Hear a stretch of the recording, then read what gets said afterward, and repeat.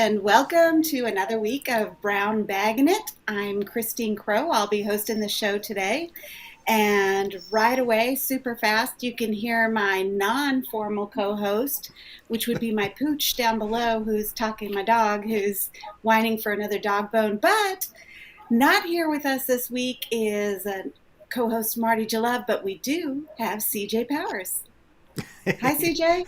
How you doing? I get distracted right at the beginning.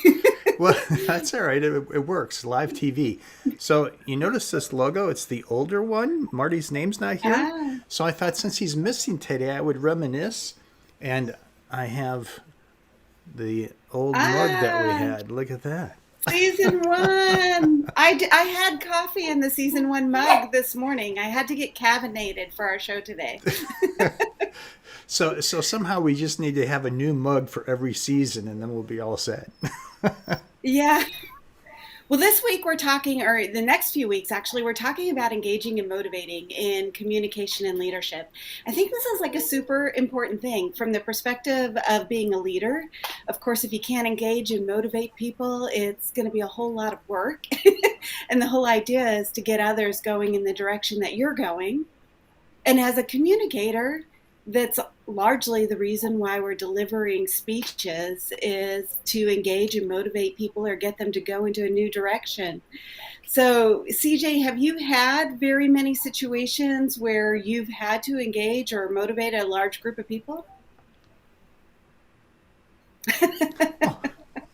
Oh, bananas. I just had to do that because I was thinking about Marty. He would do something funny, and I just thought I'd give it a try. Yeah, I've actually, back in the day when I was doing a lot of film and television production work, I usually had a team of anywhere from 10 people to 300 people. And every single day, you had to somehow get them engaged, get them motivated to get their job going. Once they got into the rhythm of it, it was really great.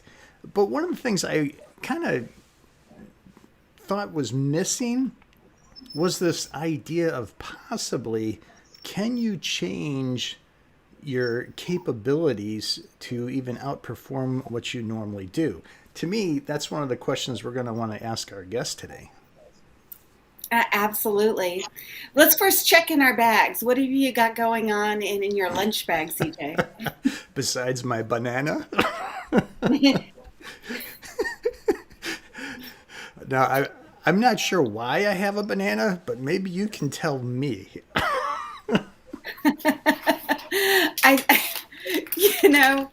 don't know. We're going to wait to see if we get more. In my lunch bag today is, you're going to see this with our guest too when we're talking with our guest, and I'll tell you a little bit about her. There's your first clue, who's coming on today. But she definitely is. And when you're trying to engage and motivate others, we all need to definitely be caffeinated ourselves. And this is, an unsponsored plug for the caffeinated sparkling water AHA. I'm like, how did they do that? I don't know. But this is definitely an important part of my lunch today to be energized enough for an awesome guest. And here's a bigger clue.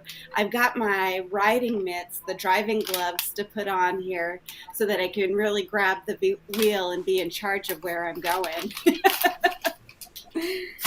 So I do think, though, in a lot of times I know when I have been working for someone else or in a group, sometimes you hear like, oh, it's the reason why we're not moving forward is because the people I have working for me, they're just not capable or they're not there yet.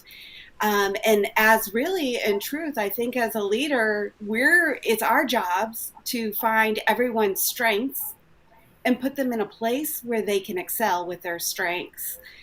But I think a first step of that is, starting with us, starting with the I, and overcoming our own issues. I didn't want to use the word issues. I was trying to wait for something else to come, but overcoming our own stuff and engaging and motivating ourselves so that we can pass that energy on to others. Wouldn't you agree? Yeah, I think the best leaders are the ones that have come out of difficult situations. They've figured it out. They understand how the relationships work in the motivational process. And I think there's a difference. You always hear the difference between a manager and a leader. And a lot of times the manager just does, these are the tasks, here's what we're doing.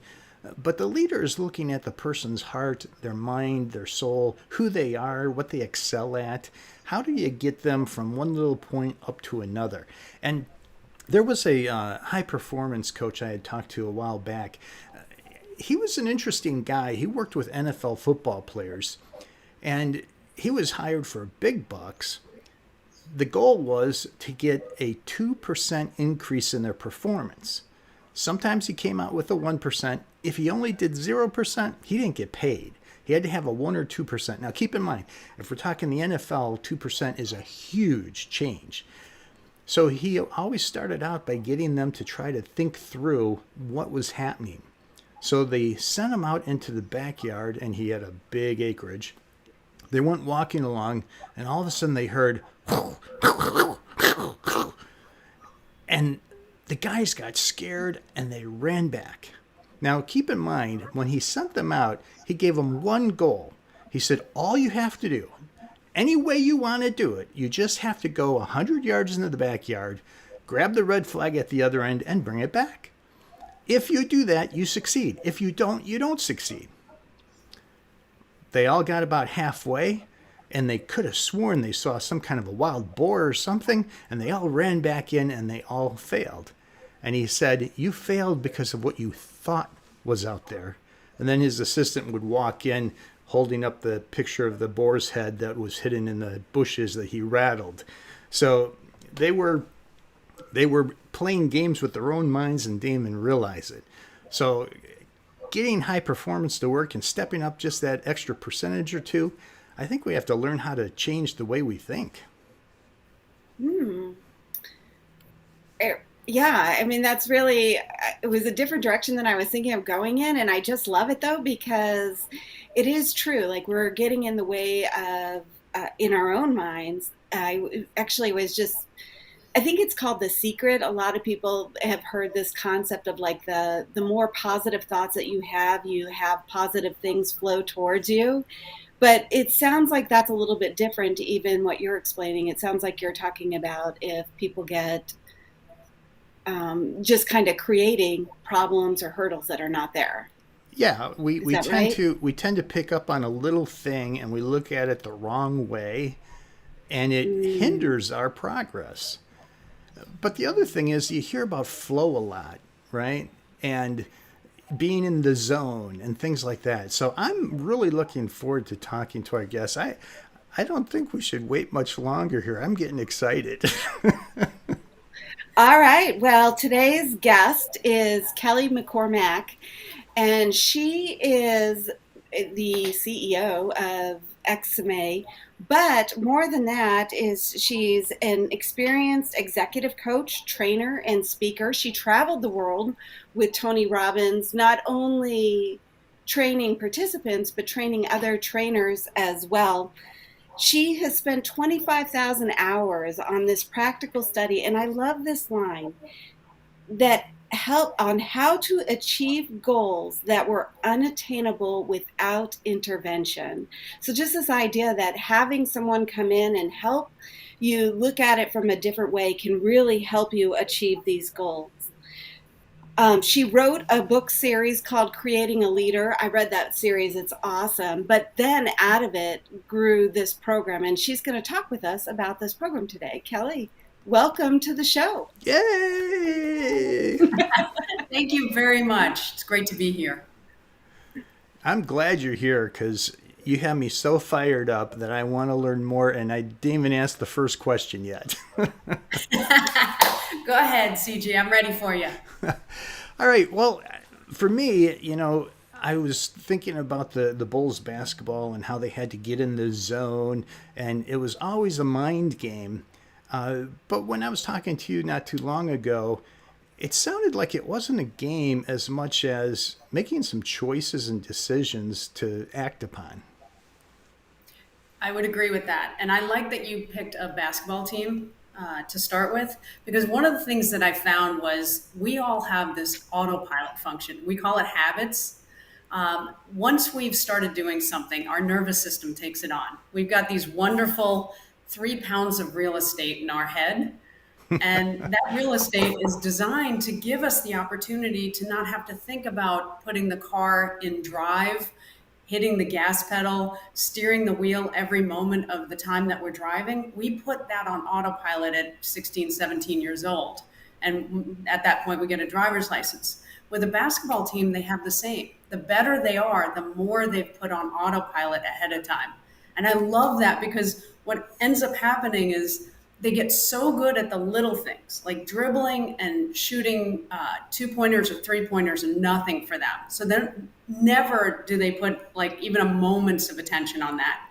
And they're sitting there dancing with their opponents and working with their teammates the entire time. You're sitting there watching flow unfold in front of your eyes. They're in the zone, and it's so beautiful. It kind of takes us all to a different place when we see that, doesn't it? Oh, by all means, yeah. But so for you, Kelly, how do you, every time I talk to you, you emanate energy. You have so much energy. It's crazy. So how do you just, I mean, is that part of this flow? Did you have that before you figured this out? Or how do you get to that space where you're just always bringing it? I love that expression. I'm going to use that. So I would say I've always had energy, no question. The challenge that I came upon about 8 years ago was that a lot of big, medium-sized, and small goals were attainable for me. But then other big, medium, and small goals, silly things that both of you would have absolutely no problem accomplishing. I could go to all 7 continents. I could write an album when I was not a singer or a songwriter. I could run the New York Marathon. But certain things that happen on a day-to-day basis that everybody takes for granted were unattainable for me. And I was like, am I broken? So for me, it wasn't a question of how much energy do I have, but how much meaningfulness I could put in the world, how much fulfillment I could have, and how much quality of life I would have. And it definitely felt like I was going in the direction of things that were less meaningful, but attainable. And I wanted to change that. I wanted to be able to have the relationships that I was seeking. I wanted to be able to create the physical body that I wanted. So some of these things were eluding me. And so the energy wasn't an issue for me, but I do find that when my clients and the graduates in the program get rid of what was in their way, they tend to have an increase in energy. They bring it. I love that. Yeah, I think there's no such thing as work when you're doing your passion. You know, there's hardly any effort. It seems like it just, well, I want to say flow again, but we're almost limited on our word choices here to describe this unique thing. Whenever I'm in a situation where I have something that is kind of beyond my reach, and something else comes up that realistically can do something similar, just not as fun, it seems to be too easy to shift over and to go after that as compared to continuing forward. What kind of recommendations do you have for addressing an issue like that? Yeah, what I tend to do is I look at things in a process. So in this case, if you don't have all the steps of a process to fulfill what your potential is, to create that meaningful outcome that's more meaningful than the one that you'd sort of settle on, then I would say that you'd want to make sure that you can do everything necessary in the process first. Most of us can't. And let me give you an example. I don't want this to be some ethereal conversation here. There is a process I created called Simple as 0, 1, 2, 3. And the reason why I created it was the 0 is foundational. We are all on autopilot. We're going in a direction. That's not a question. So if you go to right here, you can see on the screen, and if you're listening and not watching, then if you take autopilot and go out in time, say 6 months or a year, you're just going to get to where your autopilot's going in 6 months or a year. But if you decide you want something different, there's a desired goal, you have now created a problem for yourself called a gap. It's not a big deal, but you have to close that gap. And if you don't have the skill set to know exactly what it's going to take to see that desired goal, envision it, and also break that gap down into appropriate size goals for where you're currently programmed in your nervous system, as well as what resources you have access to. That's going to determine whether, CJ, you go after it, the goal that's meaningful, or the one that's sort of, maybe 10 yards from the goal line there. And I think that's important because I think a lot of us are leaving even simple things.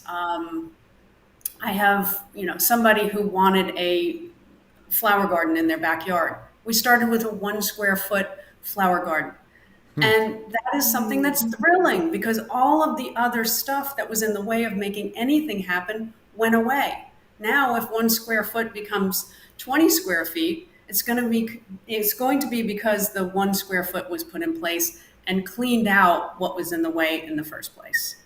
Oh, I like that. Yeah. Is that consistently what you would say, that when you identify a gap, start with something small just to start to go in that direction? I would say there's a few directions I go in. Sometimes you don't have a choice. Okay. An icebreaker in Toastmasters is not small for most people. You are actually probably an overwhelm at a high level. That's my guess. For most people, they come there, they really want to learn, etc. But it is a pretty high bar. So what I recommend is to understand that we have a few levers. When I make a goal, let's say that my goal is to build a company, which is why I'm here in Austin, Texas, to build a company. There are some things that are very overwhelming about that for me because the building the company is the hardest part. And then the running the company, not so much. And then doing the work, very easy. Like that just comes naturally. But when you're looking at what your goal is, you have to look at it compared to where you are. So you have to really assess, who am I right now in terms of my programming? Like, what filters do I have in front of me? Henry Ford said, if you think you can, if you think you can't, you're right. So if your filter is, I think I can, then you're going to see a lot of resources. But if your filter is, I think I can't, those resources will be something you're blind to. When you're thinking with what size is my goal, you assess how much measurement can I have. So maybe my company is 1,000 units, maybe it's 1 unit, maybe it's 1,000,000 units. What can I handle? Maybe it's in the next 1 week, maybe 1 month, maybe 1 year.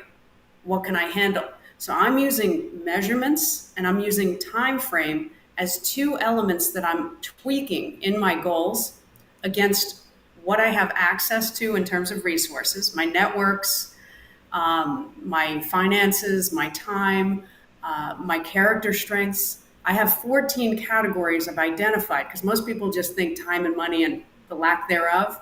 But if you have 14 different categories and you see what you potentially can do, you can adjust those two levers of measurement and time and make it not hit your nervous system in an overwhelming way and also not be bored. My test for this is tomorrow morning, do I want to get out of bed or not? Good And point. if I do want to get out of bed because I'm not overwhelmed and I'm not bored and I'm not throwing covers over my head, I probably hit the right numbers. That's great. You know, we usually take a little bit of a break here to give the audience a breather. So Marty put together something for us to laugh at. Here we go.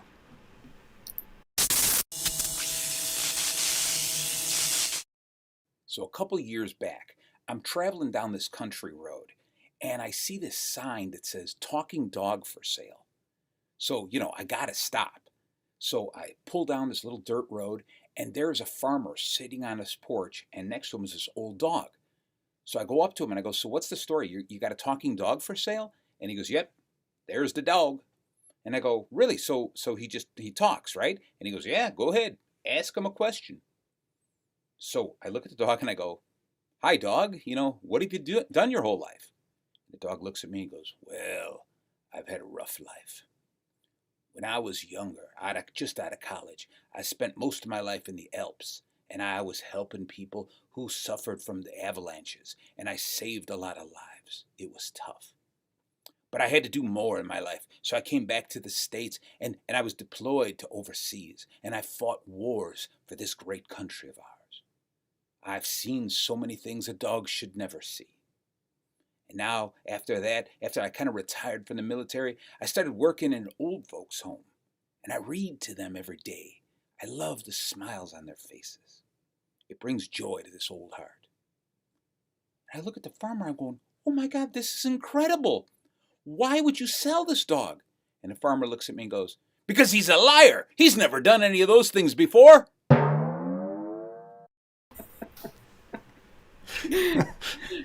That's definitely a truism for Marty. The question for me is, or I was thinking, like, what would you ask a dog if you knew that it was a talking dog? Like, why do you ask the dog about his life? Oh, man. Okay, so we've gone through step 0 of your 0, 1, 2, 3. And why don't you give us a little bit more information on the other steps, please? Otherwise, it'll feel very lopsided. I love that. I love that. So obviously in 0, you have to sit in your driver's seat, which means you then can make a change in your life. If you haven't done that, 1, 2, and 3 are impossible. If you have done that, the possibilities are, I can now create a different, outcome in small things, big things, and in between. So 1 would be, how do I set the destination? So one of the premises that I always go by is we are both the vehicle through which we will achieve our goals and the driver of those goals. And if you aren't the driver first, you will never adjust your vehicle, yourself, and all that you have access to. So first thing is to envision, if I'm getting in my driver's seat, where am I going? Is it a 1 square foot plot of flowers, or is it a company, or is it a smile on a friend's face when you sit and have a cup of tea? And I actually don't care like the size. That's not up to me. I fill in blank. I have blanks, and others are responsible for those blanks. It's not my business what they fill in the blanks with. So first thing is we're using our mind's eye to begin to give the marching orders to our nervous system. Again, we've got this wonderful real estate. That's probably the most expensive real estate on the planet. And all of us are walking around with the 3 pounds of it. At that point, give the marching orders to your nervous system by envisioning, like a child, what you want. And a lot of times what people will do is they'll imagine putting VR glasses on. So virtual reality glasses. You step into another time, your editor goes off, and you're sitting there just creating in your mind's eye, this is how I'd like to see life in X period of time. And then you break it up into the goals, as we had spoken about. And then you put, and that's all in number 1. So you break it up into the goals and then right size those goals based on how much measurement can I handle and how much time frame can I handle. I don't want too much or too little of either. So I'll adjust those. Then I can go into 2. And 2, after I've set the destination, is I want to upgrade the vehicle. This is the step most people are missing. And when I say missing, it's like an invisible rope is there, and you keep tripping over that and falling on your face. And who's going to get up after a while and actually go after their dreams if they keep face planting, right? So if you don't understand that these steps are necessary, then you're going to feel like it's too hard to go after things that are meaningful. So if you understand that you want this vision of the way that you want the world to look, or that car to be there, or that smile on that child's face, or that this or that, whatever it is that you say you want is kind of the vision of the world. But then you turn a mirror back on yourself and say, who do I need to become? What do I need to have access to make that a reality? So kind of like a self-improvement area. It's totally a self-improvement growth area, because if this is not a $3 million Bugatti, yes, I use that because nobody's ever complained, that's beneath me. No, but if this isn't that much of a vehicle, if you're driving in some tiny little plastic child's car and you say you want to go across the country, that's what a lot of us do. We don't have the resources, we don't have the right vehicle, etc. You have to build a vehicle. And then once you have built the vehicle, guess what we do?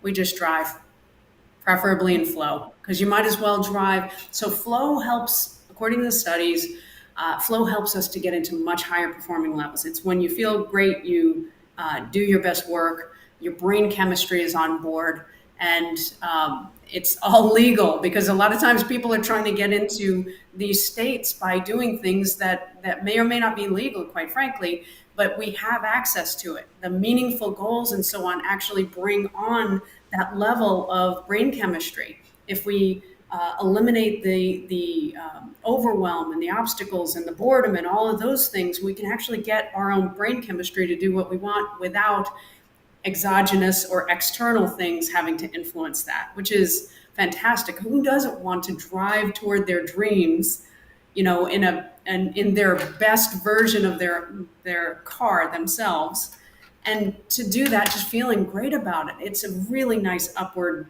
cycle for anybody. Yeah, and it seems like, this creating the clarity, identifying, starting with the foundation, identifying the gap, and then identifying what you need to do is just the perfect way of engaging. And once you're engaged, that's got you moving along and creating, flow and motivate, to me, have some parallels in meaning. Yeah, I would agree with that 100%. I think if somebody wants motivation, I do feel like it needs to be a part of the process rather than go see somebody for a weekend and hope for your motivation so that you can go on for a lifetime or for a week or whatever. I feel like you can build it in because A, it's meaningful to you. B, you understand the process. C, you're fulfilling your potential. Like, what's not to like? And so earlier on too, though, you were talking about, being able to, actually, I think this was before the show started. You did, whoops, sorry, audience. But you were talking about that it was measurable, that, you had people who were doing 300, 600% better in their goals. And I was wondering about that measurable part, how important is being measurable help with the engaging and motivating? Yep. So I think on two levels. One, when I describe this work, at least on LinkedIn, I talk about you can't multiply things by zero. So if you're stopping and not finishing your goals, you can't actually take a completion and multiply that out to see how much better performance you have. Like, that's a 0% complete. So on the one level, you need a process to make sure you're 100% ready to go in the right timing with the right measurement, understanding the obstacles and converting those to actions. If you have that, then you've changed from a 0% completion of that project or whatever the outcome is to the potential of having a level of performance and fulfillment and so on. But then once you have that, you can see, I have, for example, one of my clients, a lot of my clients are entrepreneurs. This particular client has two companies, entrepreneurial ventures. And when he got started on this work, in the 2 months that he was doing the majority of this work, and he was putting this process in place, he could look at how much code he was doing in his program for his company in that 2 months compared to the previous 12 months. There was an equal amount of work that had been done. So he had a 600% increase just in the time that he was going through this program to learn this process. And now he consistently is about 300% increase in what he used to be able to do on a daily basis. Wow. Yeah. I think you hit the nail on the head here as far as how this becomes applicable to anybody. And that's the fact that everything we do to not only engage it, but to continue that engagement, we do need a process in place. And if the person is truly committed to it, I've talked to, I don't know how many writers in the last few years, and the same question always comes up, because everyone's laughing and joking, saying, oh, everyone's got at least one book inside of them. But it's the real writer that knows how to crank out a book often. Believe it or not, I found out just the other day, and I'm sorry for this tangent, but it sounded so weird to me. I was using a piece of software that was tracking my writing. And in the last 2 years, I've written 2.3 million words. And I'm like, okay, and that's just using that software. I also write using other software packages. So I'm sitting here thinking, okay, I'm writing about 1.5 million words a year. Maybe I should have a stack of books to show for it. That's a lot of production. Yeah.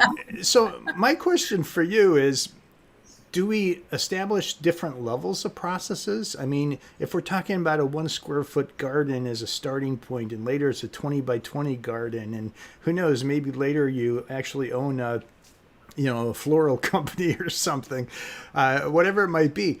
Do you plan on that floral company while you're cutting that 1 foot by 1 foot garden? Or do you cut the 1 foot by 1 foot and plan on the 20 by 20, or all the above? How does that work exactly? What I will usually do at the beginning is I need people who understand and can start thinking with this process. So I'm not looking for all of the other levels yet. The first step is get confidence that you can do something, because most of us have some level of learned helplessness, just Sure. because it wasn't a full process. If you get, say, there's 10 sub-steps in what I'm showing you, and you're missing 4 or 5 of them, of course, that's painful. Again, that's face planting. Nobody wants to do that, Yeah. right? So, but after somebody understands this work, what I'm looking for is to help them to understand, just like we were talking about the metaphor of the vehicle and the driver and so on, we have gears. So let's say everybody's at a gear 1 Sure. right now. You don't want to go to gear 5 on a standard automobile. And I did learn on a standard automobile. So yes, I'm one of those folks who had to learn that going from 1st to 5th gear means you lose all your power. Yeah. And it's the same in life. So you can't go past, I could get it up to enough speed and RPMs to go into 3rd. And I think we've all done that, who have driven standard vehicles, and maybe even to come down and from 3rd to 1st or that sort of thing. But for the most part, you don't want to skip a lot of gears. So think the same way with, I may have a 1st to 2nd gear plan, but I might also have a 3rd, 4th, and 5th. And that's usually where people are afraid that they're not going to get their goals, so they just throw the spaghetti at the wall and hope something sticks. Yeah. So instead of doing that, say, this is 5th gear, this is 5 years, or 20, I don't care, depending on what your age is. This is 4, this is 3, this is 2, and adjust them as you go. Make sure you're excited about getting out of your bed in the morning, because that's one of the most critical aspects, is that you know that you can keep going forward and do cool things in the world. We need more people to do cool things in the world.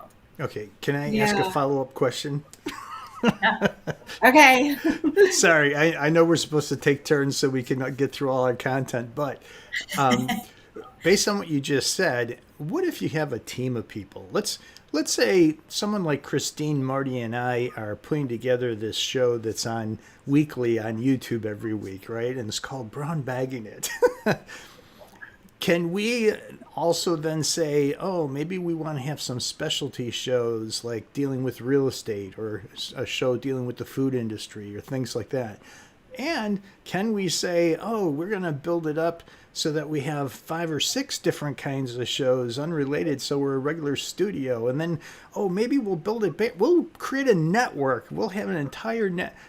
I know Christine's face is like, no, please.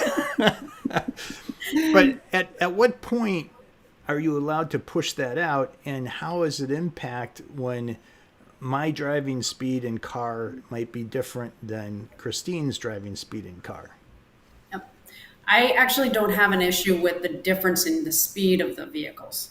Okay. You look at, all right, I'll say it in 2 different directions. One, there's individual flow. So Mihai Csikszentmihalyi, psychologist who coined the term flow back in the 70s and 80s, when he was doing research on the best in the world at what they do, they kept on saying, it's like I'm flowing with water. It's like, it's just easy for me as a basketball player, as a jazz musician, whatever their specialty, and that they were the best in the world. That's what it felt like in flow. There is individual flow, but there's also group flow, which we do see in jazz bands when they can, play off of each other. Sure. Without any level of rehearsal and so on. And that's what we're talking about here, is partially making sure that everybody is up to speed on what is the process in general. I didn't come up with something that's just, rocket science. I was looking for 25,000 hours at why was my life breaking down, or my human seemed to be breaking down where it was, and what do I do about it? And this was the simplest way. I spent probably more than half the time bringing it back to a simple, usable format for myself, and then shared that with others through the 3 books and so on. But I think let me ask you, does that get some of it, and make a follow-up? Yeah, no. I think that's a great starting point because I forgot that there's individual flow, and that can be separate from group flow. So Yes. if I have far more experiences, because I used to be in film and television back in the day. So learning this YouTube stuff, I was a pretty quick learner. Christine was not in film and television. In fact, she was behind the scenes, not in front of the camera at all. And the first thought she had was, I have to be on camera. He's giving away all my secrets. Well, you mentioned it during our first season, so I figured it was fair game. And I want to say one other thing to that, CJ. I'm going to lean down just for a second. Think of it as just multiple vehicles. And that is actually what we're looking at is you have now, 3 or 5 or 20 vehicles in a team or a company or that sort of thing.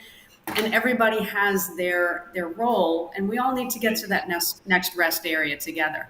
So as long as the vision is set out well, and you have people who agree with that vision, and you're not trying to make people stay there that are not in agreement with your vision, then usually it's much more smooth sailing to get the group into group flow, to be on the same page with the vision, the goals, everybody's doing their part. That's when things can run just much more smoothly. Sure. Good. Yeah, and I keep hearing this whole process as a way of, if I am trying to lead or motivate, if I get some clarity and all of this in a row, then it's going to help with the people around me. And I can even go the next step and share the whole process that I'm going through with them as a way of getting there. And I think that's part of the critical aspect of this. One in the big program that I do, like the one where you really become an excellent driver in your life, it's called the Inner Everest expedition. The 5th week is about really owning the modes of how you go through life. And one of the most critical aspects of that is your relationships. So you've got to get on the same page. And the more you get on the same page with others, the more you create expectations together, the more you see that this person and I can go forward, that person and I won't go forward. There's so much integrity in the world at that point. You're just communicating so well, and people are okay with doing this and not doing that, and they have less stuff, as you said up front. And I agree. Issues is kind of a funky word, but we do have those issues. We have stuff. We all were born and raised with stuff. There's no way that any parents could have ever had it perfect, because they wouldn't have known what you were going to do at 25, 30, 35, 40, 45 years old.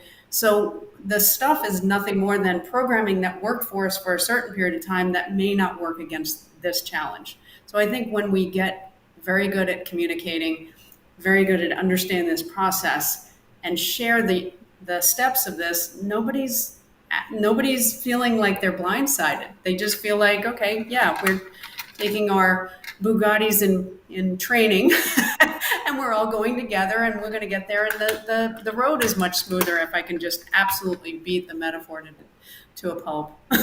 Well, thank you, Kelly. Can you tell us, for the Inner Everest expedition, how does somebody get involved with that, or how could they get involved with that? Yeah, they could just reach out to me on Eximae.com. And I believe you had that on the screen. So for anybody that's interested, that's a Latin word for climb, as in the Inner Everest. So just reach out, and I will have a conversation.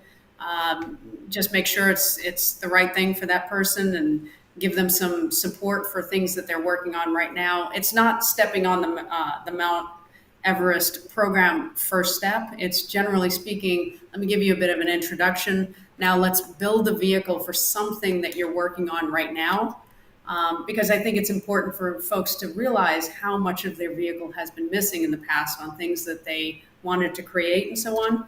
So after they've had a little bit of an introduction, they usually know that it's right for them, and we've had tremendous amount of success. So I'm very pleased with the how that goes, and this is something I've done in the last 2 or 3 years, pull together the program and so on. The graduates stay together even after they graduate, and it's a 40-day program, not together with me, but a hybrid. So they'll be doing some of the work through the 2,000-hour program that I put together. They'll be doing like 25 minutes a day for that 40 days of the program. When they graduate, they have other people that have also graduated. They keep doing 40-day challenges. Oh, and by I the love way, it. Isn't that great? Yeah. So Yeah, I love that. Okay, wait a second. You're saying 2,000 hours? I mean, I spent about 2,000 hours putting that program together because I have. I thought you meant the program was 2,000. I'm like, No. It's only like 40 hours for them to go through everything, and Okay. that's over about 3 months. okay. By the time they get through, they know what I know at a level that they can apply it, and then they are with the graduates, and I just continue to give them support because the 40 days was based on looking at Nepal side of Everest, and the whole program is woven in as an Inner Everest with the actual Everest on the Nepalese side, right? So on average, it takes about 40 days to get acclimated from base camp to peak. And that's the reason why the program goes through that 40 days. Now, after they graduate, they become part of the last training on the last day is called the peak experience, which makes sense. But it also shoots back to another psychologist in the 50s, Abraham Maslow. We all know his hierarchy of needs, self-actualization at the time. When you're in self-actualization, you have more peak experiences in life, which equate loosely to flow. So it all works together. Now they get to the top of the mountain. They've done the peak experience. They become part of the peak experience club. I shortened that to Peak X because I want to be cool. But the Peak X continues. Every 40 days, they have their own goals. They're accountable to each other in a very nice and light but helpful way. And it's nice to see when people can do some pretty phenomenal things around the world. I've had Chinese clients in it, and from Toastmasters, actually, different people from all over the world. So, it's really fun to watch people do. And I'm just amazed at what they do, because I'm amazed at what I get to do now, in my life, and that are meaningful. And it seems, I think that sort of transformational experience is probably very energizing to share with your classmates, or I don't know what you would call your co-drivers, co-climbers, whatever you call them, the people that you're going through the program with. It's probably helps to energize you and to keep you moving forward, just to have people going through the same stuff. Yeah, I mean, I feel like there were challenges throughout my life that were challenging enough to where I was frustrated. And then you got to be pretty frustrated to want to spend that much time and 6 figures to try to figure out problems like, how does our human work, our nervous system, what's going on in medicine and neuroscience and spirituality and religion, et cetera, et cetera. How do I pull that together? So if you have that, and then all of a sudden you can overcome it, and by writing a few books, in a very simple way, and by putting a program together, you can offer it to somebody else. I do feel like it was worth the first half century of life to get to this point where I can hand some folks some things that I may not have had at times that I would have wanted them. Well, thank you so much, Kelly. You really have shared so much with us today. I'm so grateful for you taking time out of your schedule and being our guest. And we'll add that in the comments after the show so that they can easily find you for their Inner Everest experience. Sorry, I keep trying to change it. That's lovely. Yeah, I'm absolutely amazed. I need to learn more, because I don't know I'm thinking maybe I'm in a go-kart right now or Volkswagen. I gotta get my machine up and running. I think a lot of people have just a little bit less of a vehicle than they need or want for what they want, and I see that for people. Like it's easier, it's simpler than we think, and you just need a process. Yeah, yeah, that's great.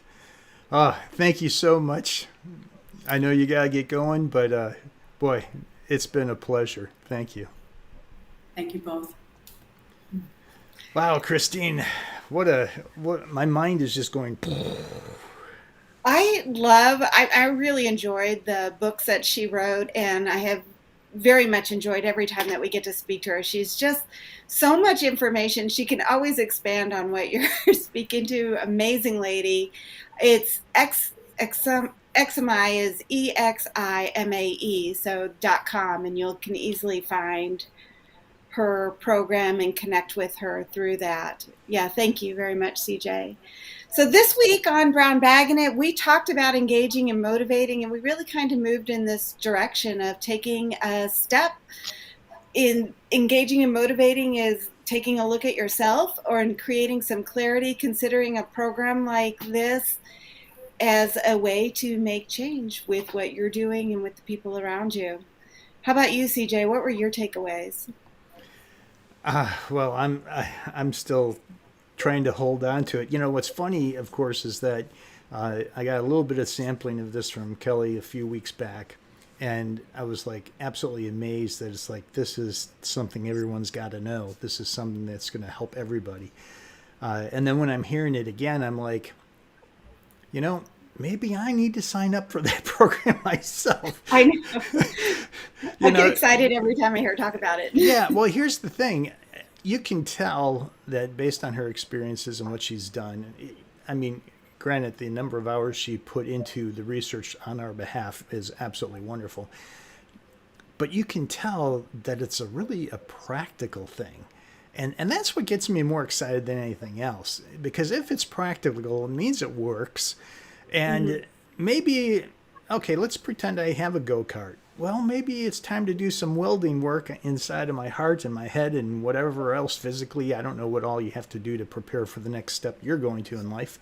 But for me, maybe I can turn it into a Jaguar first, you know. I mean, it seems like there's some very practical steps. She talked about, she broke things out into 14 sections. So, you know, if one area is not going so well for you, instead of getting discouraged, focus in on a couple of the others for a little while, you know, and find a way to get them all to flow together. To me, that's the brilliance of it, because you're never down about it. You can constantly look at how to step up to that next level. And that's my takeaway, is the fact that you can just continue it and keep on moving forward, go down that track. And, you know, maybe it's a long track, several years worth, or maybe not. But I loved also when she was talking about, you know, planning that square foot garden first and then go to the 20 foot by 20 foot. And then who knows, maybe you open up a floral shop. So yeah, the 1x1 garden. Just start with the 1x1 garden. And I think also too, just realize, even acknowledging that you're on autopilot. Sometimes I'm talking to people and they're like, hey, I just really didn't like this, and I didn't like this, and I didn't like this. And I'm like, well, maybe we're on autopilot. Maybe you don't, you know, the gap between you and all the things that you don't like is first realizing that you're just expecting to arrive somewhere where you haven't even pointed your car in that direction. Yeah. And so I like that foundation step 0 seems like a big part of it all. You know, I had a friend that every year kept on saying to all his buddies, next year I'm going to go travel to Israel, because I'm going to travel the world and I'm going to start by going to Israel. And after 7 years, one of the guys said to him, no, you're not going. And he's like, why? He says, because you haven't even saved $1 toward your trip yet. You know, until you get engaged, until you do that stick shift and put it into the right gear and start moving forward, it's pretty hard to reach your goal if you're not doing what it takes to get down the street, right? Yeah. All right, we're going to do this again next week. We'll be talking a little bit more about Engage and Motivate. I hear Marty's coming back to hang out with us again. And you'll get to meet our next exciting guest. See you folks later.